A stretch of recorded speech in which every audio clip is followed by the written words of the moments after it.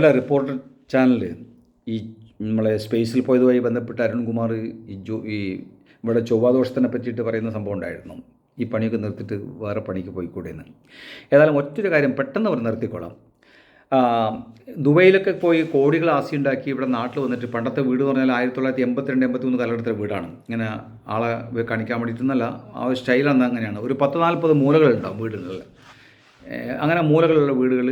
അപ്പോൾ അവിടെ പണിക്കാരുണ്ട്. പണിക്കാരനൊക്കെ കൂടി വീട്ടിൽ കയറി കൂടുന്നതിൻ്റെ ഒരു ദിവസം മുന്നേ 2 ദിവസം മുന്നേ പറഞ്ഞ് നമുക്കൊരു പ്രശ്നം വെച്ചിട്ട് കയറി കൂടിയാൽ പോരെ.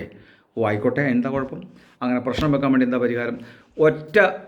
എല്ലാം ഒന്നിച്ച് കിട്ടുന്ന സംഭവമുണ്ട്. ആ വീട്ടിൽ പോയാൽ നമുക്ക് അവിടെ പ്രശ്നക്കാരുണ്ട്, അവിടെ പൂജാരിയുണ്ട്, അവിടെ മന്ത്രവാദം ചെയ്യുന്നവരുണ്ട്, കൂടോത്രം ചെയ്യുന്നവരുണ്ട്, നീക്കം ചെയ്യുന്നവരുണ്ട്, എല്ലാവരും ഉണ്ട്. നമുക്ക് എളുപ്പത്തിലായി. പിന്നെ വെറുതെ പൈസ കൊടുത്ത് ദൂരേക്കൊന്നും പോകണ്ട, പല ആളെയും കൂട്ടണ്ട.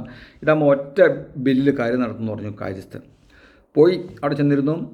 പ്രശ്നം ഒന്ന് വെച്ച് നോക്കിയപ്പോൾ തന്നെ എൻ്റെ അമ്മേ അവിടെ വലിയ പ്രശ്നം കേട്ടോ, വലിയ പ്രശ്നമാണ്.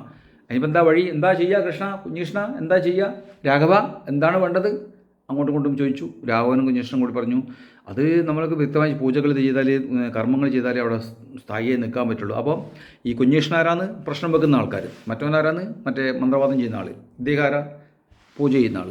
അങ്ങനെയെല്ലാം കൂടി അവരെന്നെ ഒരു കോക്കസ് തീരുമാനിച്ച് ശരി. അപ്പോൾ തന്നെ അതിനൊരു ചാർത്തം കൊടുത്തു. കണ്ണു തള്ളിപ്പോയി കാര്യസ്ഥൻ്റെ. 5 ലക്ഷം റുപ്യ ചാർത്ത് അന്ന്, ലക്ഷത്തിലാണ് മനസ്സിലാക്കിയാൽ മതി. ഏതായാലും ചാർത്ത് മേടിച്ചിട്ട് നല്ല പേടിച്ചുകൊണ്ട് മുതലാളിനെ നോക്കി. മുതലാളി നോർമൈൻഡ് ആക്കിയിട്ട് ഓക്കെ എന്നുള്ള അർത്ഥത്തിൽ സംഭവം നടന്നു. ഇയാളെ വീട്ടിൽ പോയി എല്ലാ ലൈറ്റും ഓഫാക്കണം പറഞ്ഞു. പൂജകൾ ഗംഭീരമായി നടത്തി. 10-25 പൂജാരികളുണ്ടായിരുന്നു. പൂജകളൊക്കെ നടത്തി. ഇനിയൊന്ന് ഈ മൂലകൾ കാണിച്ചു തരാൻ എൻ്റെ കൂടെ ആരെങ്കിലും ഒരാൾ വരണം. 6 അടി ദൂരെ നിൽക്കണം, തൊട്ടുകൂടാ. ഞാൻ പൂജയായിട്ട് ഇങ്ങനെ ശുദ്ധത്തിൽ നിൽക്കുന്നതാണ്. അപ്പോൾ കാര്യസ്ഥൻ ഒരു ടോർച്ച് കൊടുത്തിട്ട് ലൈറ്റൊക്കെ ഓഫാക്കിയിട്ടാണുള്ളത്. ഈ തകിട്. അപ്പോൾ എന്താ ഇത് എന്തിനാ കൂടെ വരുന്നത്?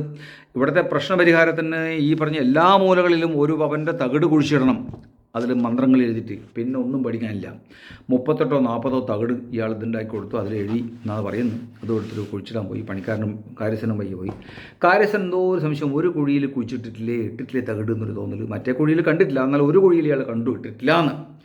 ഈ 2 ദിവസം ഉറങ്ങാൻ കഴിഞ്ഞില്ല. പരിപാടി കഴിഞ്ഞ് അവർ പോയല്ലോ. 2 ദിവസം കഴിഞ്ഞിട്ട് ഇയാൾക്ക് ഒറ്റയ്ക്ക് പോയിട്ട് മാന്തിയാൽ ചിലപ്പോൾ ഞാൻ കള്ളനായി പോകുന്നൊരു പേടി. ഏതായാലും സത്യസന്ധനായ കാര്യസ്ഥനാണ്. മുതലാളോട് സംഭവം തുറന്നു പറഞ്ഞു, ഇങ്ങനെയൊരു പ്രശ്നമുണ്ട്, എനിക്കൊന്ന് സംശയമുണ്ട്. അയാളാണെങ്കിൽ വിശ്വാസം അത്രയൊന്നുമില്ല, പിന്നെ വീട്ടുകാർക്ക് വേണ്ടി ചെയ്തതില്ല. അതേപോലെ നമുക്ക് മാന്തി നോക്കാൻ പറയും. ആരും ഒരാൾ 2 കൂടി രാത്രി 12 മണി കഴിഞ്ഞിട്ട് മാന്തി നോക്കി. ഒരു കുഴിയിലും ഇല്ല. ഒരു കുഴിയിൽ ഭസ്മം, ഒരു കുഴിയിൽ തുളസിയില, അല്ല 38-40 കുഴി കുഴിച്ചിട്ട് മാന്തിയിട്ട് ഒന്നുമില്ല. പിറ്റേന്നാൾ തന്നെ ഫോൺ വിളിച്ചു. ഇവിടെ സമാധാനം മുഴുവൻ നഷ്ടപ്പെട്ടിട്ടുള്ളത്. എനിക്ക് നല്ലൊരു പൂജ, എവിടെയോ ഒരു ചെറിയ പഴക്കപ്പഴുണ്ട്, ബമ്പനൊരു പൂജ വേണം, ഉടനടി നിങ്ങൾ വരണം, പരിഹരിക്കണം എന്ന് പറഞ്ഞു. എല്ലാവരും കൂടിയിട്ട് സന്തോഷം ലോട്ടറി അടിച്ചു. അടുത്ത ലോട്ടറി എന്നാൽ കുഞ്ഞിഷ്ണ രാമ വിളിച്ചു. വണ്ടി കയറി 2-3 കാറിൽ, അന്ന് 2 കാറിലാവുന്നെങ്കിൽ ഇന്ന് 4 കാറിൽ രാവിലെ വരുമ്പോഴേക്ക് തന്നെ മുതലാളി ആളുകളെല്ലാം റെഡിയാക്കി വെച്ചിട്ടുണ്ടായിരുന്നു. മോനെ കുഞ്ഞിഷ്ണ, ആ പൈസയും തകിടും ഒക്കെ അവിടെ വെച്ചിട്ട് പോയാൽ മതി, അല്ലെങ്കിൽ എൻ്റെ സ്വഭാവമല്ലോ ഇതെല്ലാം കഴിഞ്ഞിട്ട് ഞാൻ വന്നേ. കുഞ്ഞിഷ്ണ രണ്ടാളി നോക്കി. തല്ല് കിട്ടുന്നതിന് മുന്നേ സ്ഥലം വിട്ടു എന്നുള്ളത് കിട്ടിയെന്നാണ് കഥയിൽ പറയുന്നത്. ഏതായാലും പ്രശ്നം അവിടെ അവസാനിപ്പിച്ചിട്ട് ജീവനും കൊണ്ട് തിരിച്ചുപോയി. നമ്മളൊന്ന് ആലോചിച്ച് നോക്കുക. നിർത്തിക്കൂടിയ പണി.